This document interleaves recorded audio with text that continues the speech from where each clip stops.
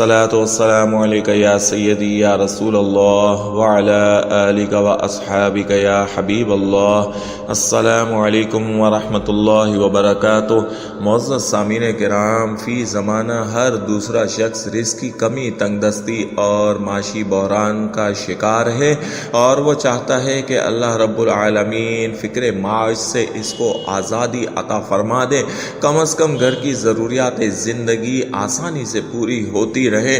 اللہ کریم اس کے گھر میں اپنی خیر و برکت بھی نازل فرمائے اور اس کے گھر کا چولہا کبھی ٹھنڈا نہ ہو، کبھی فاقوں تک نوبت نہ آئے اور خوشحالی ہی خوشحالی ہو، رزق کی کمی اور تنگ دستی کا سامنا نہ کرنا پڑے، اور مالی بدحالی اور مالی پریشانی سے بھی نجات مل جائے. یہی خواہش ہر شخص کے دل میں ہے، اور اسی کے لیے ہم سب مسلمان اور انسان اپنا دن جو ہے گزار دیتے ہیں.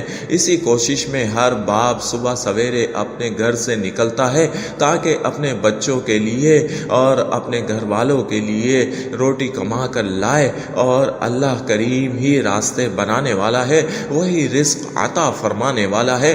اگر وہ رزق روک لے تو کسی کی جرت نہیں ہے، کسی میں اتنی ہمت نہیں ہے کہ اس کو رزق عطا فرما دے، اور اگر وہ دینے پر آئے تو بھی کسی کی جرت اور ہمت نہیں ہے کہ اس کو بند کر دے.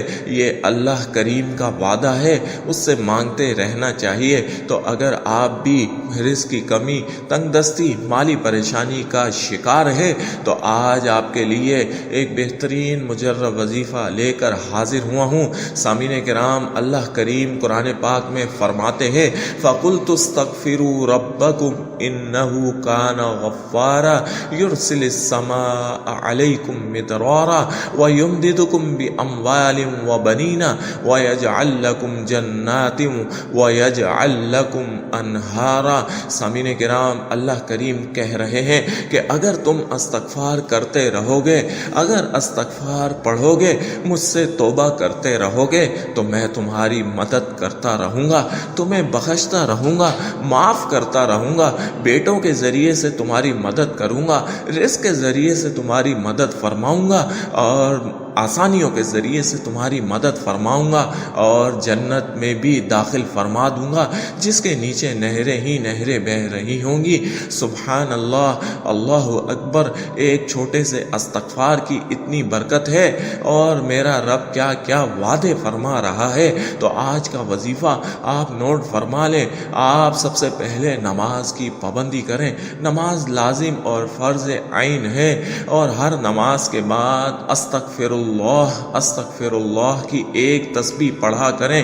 101 مرتبہ استغفار کی تسبیح پڑھیں، اور پھر وہیں بیٹھے بیٹھے نماز کے بعد، فراغت کے بعد ایک تسبیح استغفار کی پڑھیں، اور پھر 11 بار درود شریف پڑھیں.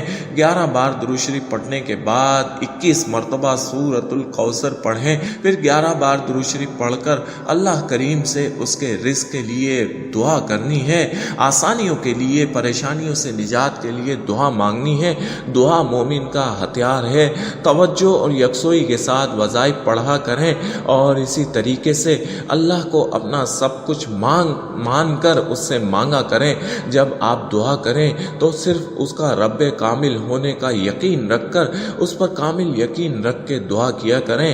سامعین کرام، اس وظیفے کو اپنا معمول بنا لیں. یہ وظیفہ رزق کی تنگ دستی کو ختم کرنے کے لیے بے انتہا مجرب ہے. جب آپ استغفار کرتے ہیں تو اللہ آپ پر اپنے رزق کے بند دروازے کھول دیتا ہے، آپ اللہ کے محبوب بن جاتے ہیں، اور سورۃ الکوثر ایک خاص انعام ہے.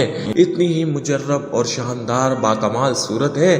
جب آپ اس کو پڑھنا شروع کرتے ہیں تو اللہ کی رحمت عنایت آسمان سے آپ پر چھم چھم برستی ہیں. اور جب یقین کامل کے ساتھ کوئی اس وظیفے کو، استغفار کو اور سورۃ الکوثر کو ملا کر پڑھتا ہے تو اللہ کی رحمتوں کو، عنایتوں کو اور رزق حلال کو پا لیتا ہے. آپ اس کو پڑھنا اپنا معمول بنا لیں، اور پھر دیکھیں کہ آپ پر کبھی بھی رزق کی کمی، تنگ دستی اور مالی پریشانی نہیں آئے گی. یہی میرے رب کا وعدہ ہے، اور یہی اس پاک کلام کی برکت ہے.